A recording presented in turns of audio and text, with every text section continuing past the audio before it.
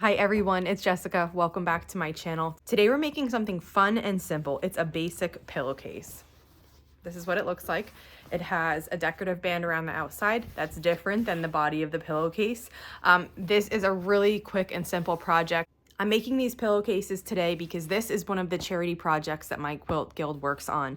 And we have people who volunteer to cut the kits, which includes the fabric for the body of the pillow and the edge. And then we have people who volunteer to sew them. So somebody cut all these kits and I picked them up at our last meeting and I volunteered to sew them. So I'm gonna be working my way through this already cut stack. Once the fabric is cut, these pillowcases go really quick. This is made using the burrito method.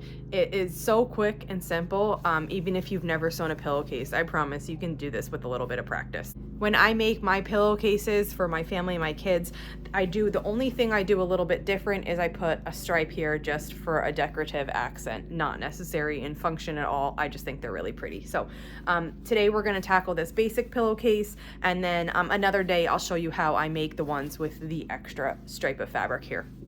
So let's get started. This is going to be like the band at the edge of the pillowcase. This goes right side up on your working space. Then you take the actual body of the pillowcase and you lay it down and match the edges here. And once you get these roughly in line, we can fix it later if it's not perfect, but once you get them roughly in line, you start rolling the body of the pillowcase like this. And you roll it up towards the top until it looks about like that, and you have enough space down here to wrap this around. So you wrap this around.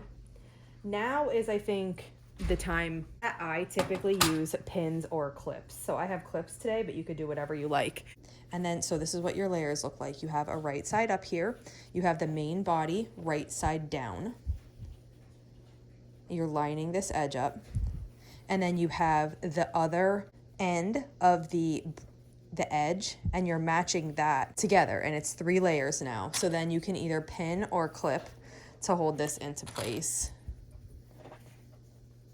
And you just do that down the length of your pillowcase. You can pin or clip at whatever interval that you like. And once you have it pinned or clipped, we're ready to start sewing.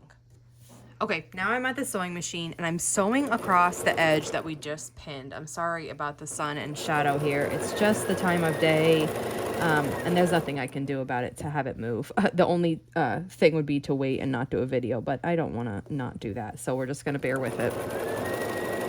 We're just sewing across the edge that we pinned or clipped with the 1/4 inch seam allowance.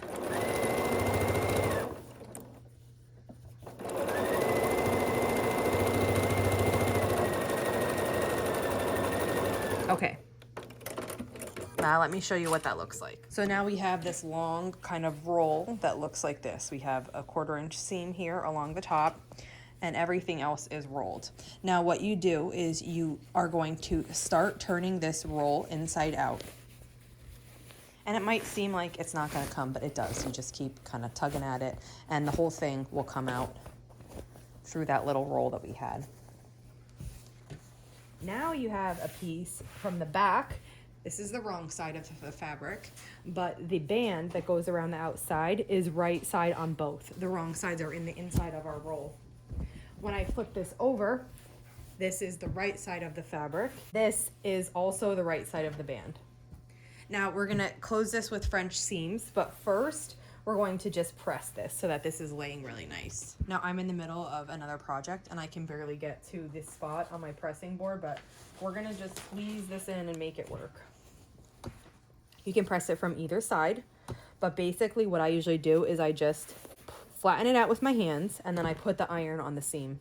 I like to press this seam first before I press up here.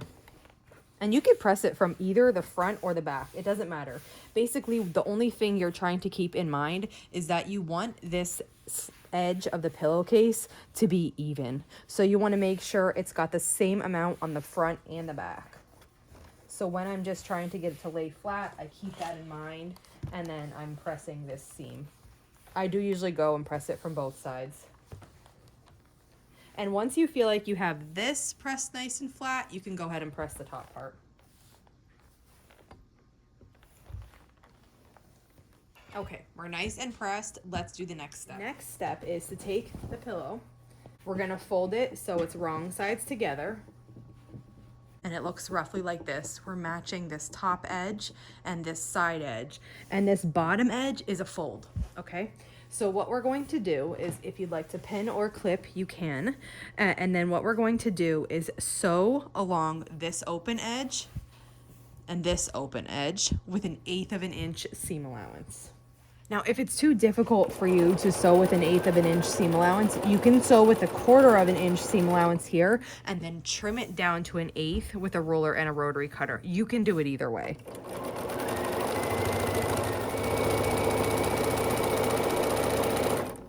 Now, if you sewed with 1/8 of an inch seam allowance, then you're good to proceed. If you sewed with 1/4 inch, you need to take this over to your cutting mat, line it up so that you're only leaving 1/8 of an inch seam, and cut the remaining 1/8 of an inch seam away so that you're left with just 1/8 of an inch seam allowance. Then you take the whole pillowcase and turn it inside out. And I'd recommend stopping and pressing at this step. You want your seam to be really nice, laying flat and nice and crisp so you can do the next part. I've pressed the 2 seams that we've sewn. So this is one along the long side and one along the back of the pillow. Those are pressed. We're still turned inside out. Now we're going to sew again using 1/4 of an inch seam allowance along those both seams again. And what this does, I backstitch at the beginning and the end here. And what this does is it's going to completely encase the 1/8 of an inch seam allowance that you've done before, so that there are no raw edges exposed in your pillowcase. This is called a French seam.